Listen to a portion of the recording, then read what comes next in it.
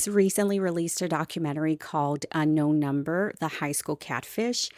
And at first glance, this kind of just looks like another cyberbullying story. There's a 13-year-old girl suddenly begins receiving anonymous, threatening text messages, but these are relentless. They are cruel and disturbingly personal, to say the least. But what makes this story different is the ripple effect.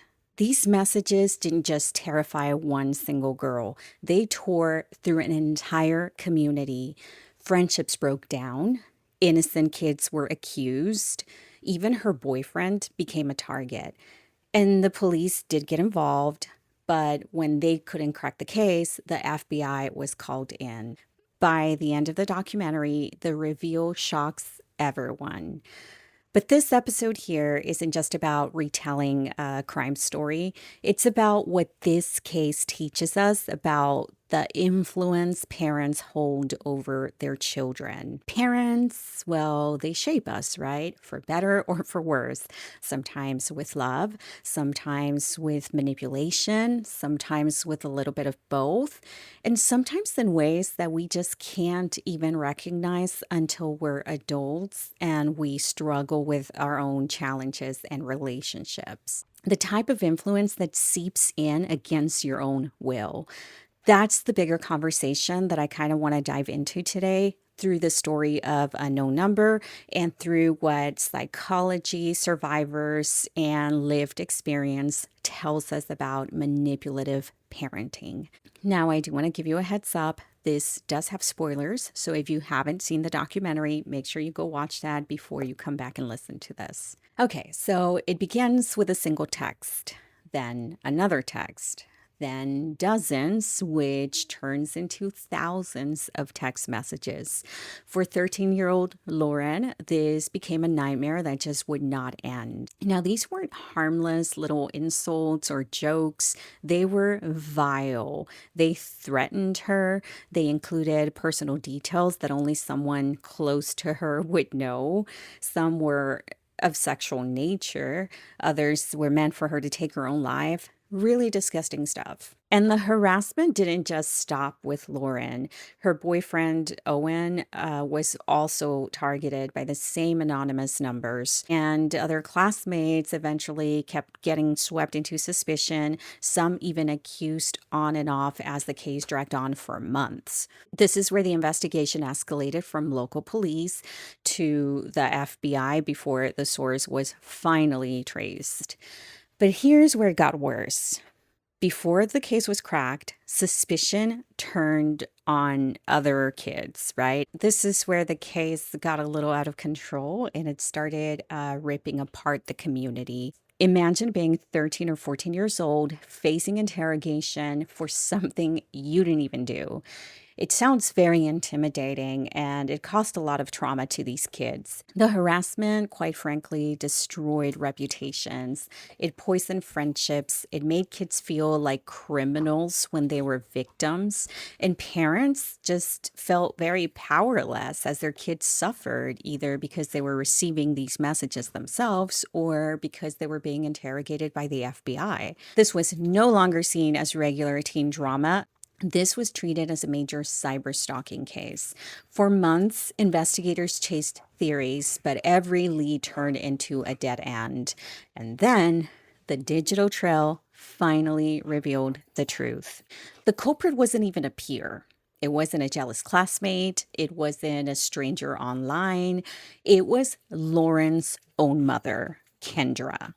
Now, this is where the story kind of shifts from being disturbing to devastating, and this is where a lot of us started to cry. The very surprising thing is that Kendra wasn't an absent parent. She wasn't a toxic parent. She was active in Lauren's life. She was even a coach at her school. She looked like the model of a supportive, caring mother. I'm sure Lauren believed that she had the perfect mom. She was very close to her mom. And so the shock isn't just that, this poor 13-year-old girl, Lauren, is being harassed and tormented.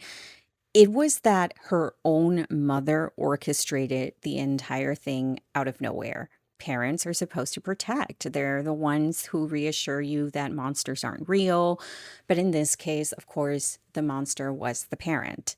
Kendra totally weaponized her role, and unfortunately, some parents do that. She knew Lauren's weak spots, she knew what fears to trigger, and she used all of that intimate knowledge not to shield her child, but to torment her. And that's kind of what makes betrayal from a parent so damaging. When the person you trust most becomes the source of harm, it destabilizes your entire worldview. And the heartbreaking part about the whole documentary was that Lauren still spoke about her mom with love. She sounded very forgiving, and that's not unusual. Many children of manipulative parents cling to the idea that their parent is loving but troubled because admitting they were deliberately cruel just feels uncomfortable and very unbearable.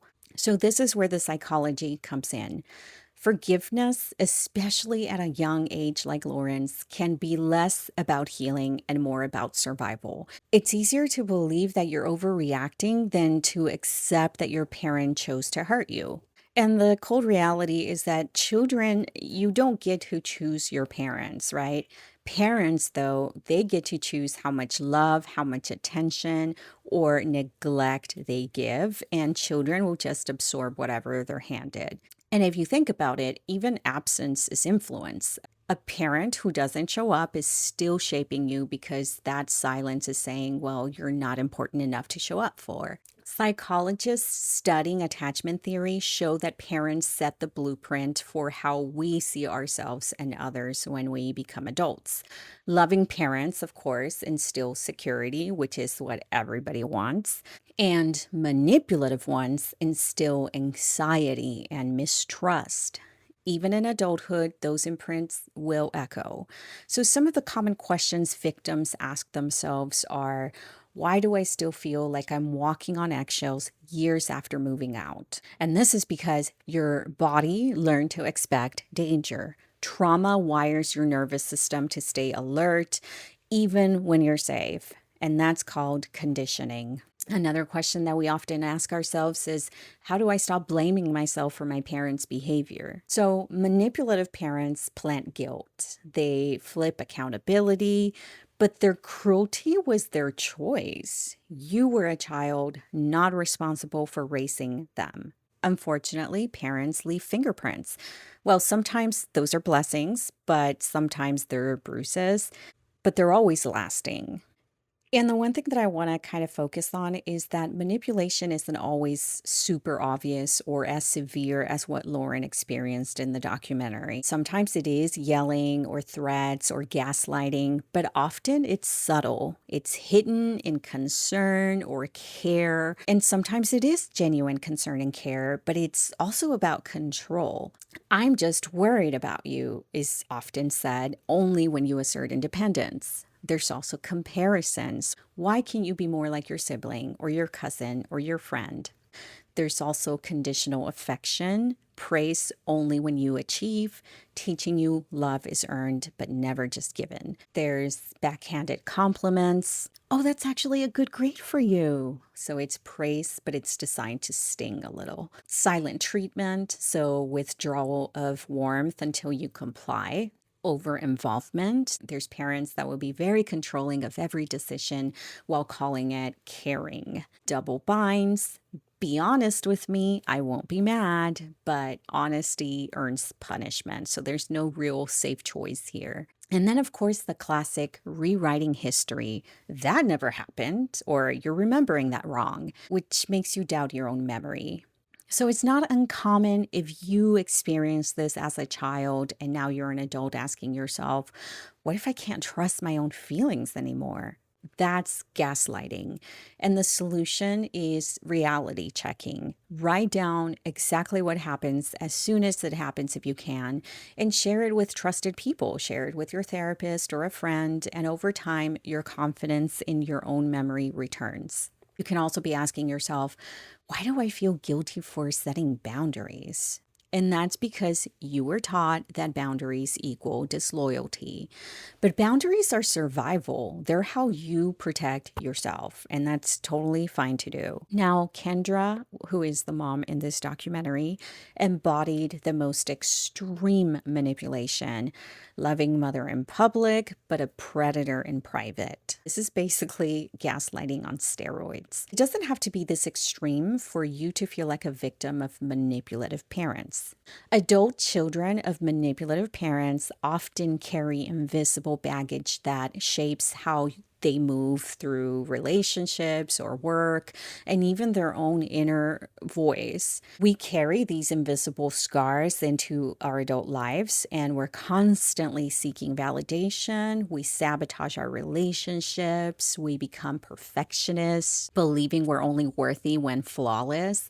We feel selfish anytime we put ourselves first. And we face health struggles before we're supposed to. Studies link childhood neglect with anxiety, autoimmune issues, and migraines because the body remembers all of this. Manipulative parents often twist reality to make the child feel responsible for the parent's mood or actions. And as adults, this turns into chronic guilt, over apologizing, and second guessing every little decision that you make.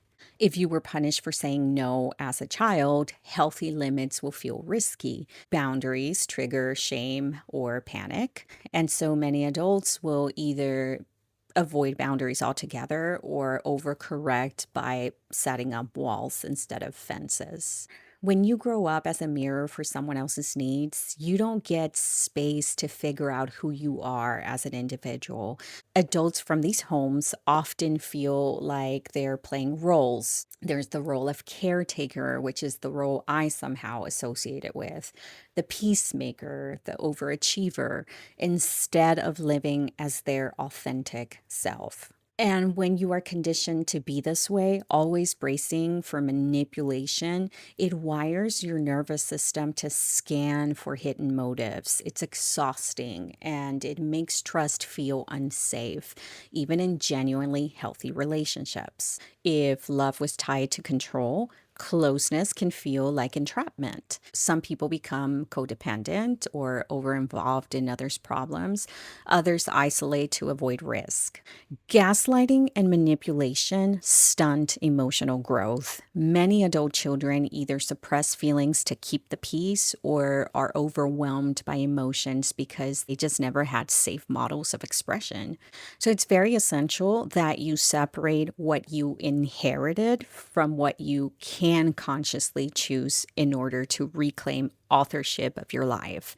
Now, I'm not asking you to pretend like your childhood trauma was a blessing in disguise, but I am asking you to acknowledge that well, these struggles can sharpen certain skills. Victims of toxic parents often develop keen intuition, they develop empathy and resourcefulness. But the challenge here is learning how to use those gifts without turning them against yourself. So, what are we supposed to do with stories like this? Okay, so number one, break the silence. Manipulation thrives when it's unnamed. Naming it alone is liberation. Number two, trust behavior, not promises. Apologies, unfortunately, don't erase repeated harm. Patterns are the truth, actions are the truth. Number three, reparent yourself. Try to give yourself the validation, compassion, and encouragement your parent withheld from you. Celebrate your wins, forgive your mistakes. Number four, build community. Manipulative parents isolate. Healing comes from connection, so therapy, friends, support groups, because believe it or not, as an adult, you can actually choose your family. Number five, boundaries are survival. Saying no doesn't make you cruel or selfish. It makes you safe, and that should give you peace, which you deserve. Number 6, allow some distance. Some parents won't change. That's the reality. It's very hard for adult children to confront their parents. And even when they do, parents tend to push back and they go into denial. They will simply convince themselves that you had it easier than they did, or that they couldn't possibly hurt you because they just love you too much. But if their presence keeps harming you, it's okay to step away for a while or forever. Peace isn't betrayal, and you definitely deserve it. Unknown Number, which is the title of the Netflix documentary, shocked audiences because the stalker turned out to be a parent. But I think that the deeper lesson is about parental influence. Parents shape us, even if that's against our will. Now, Lauren still struggles. She remembers her mom as loving, which makes it harder to accept the betrayal. And I feel like many of us know that conflict, trying to reconcile the parent we needed with the parent we actually had. But you got to remember that healing starts with honesty, with saying, I was the victim. I don't have to carry guilt for what they did. At the end of the day, family should mean safety. If yours didn't, that's not your failure, that's theirs. And you're allowed to build something better. And I actually recommend that you do, because parents tend to repeat the cycle when they don't take the time to address their own trauma and heal. Now, I know that this is very hard to do, but I do hope that you take the time and effort to not become a parent that unintentionally and unknowingly damages your own children. Because the moment that you start owning your story, you change the story for everyone who comes after you. Thank you so very much for being here with me today. Take care, and I will see you in the next one.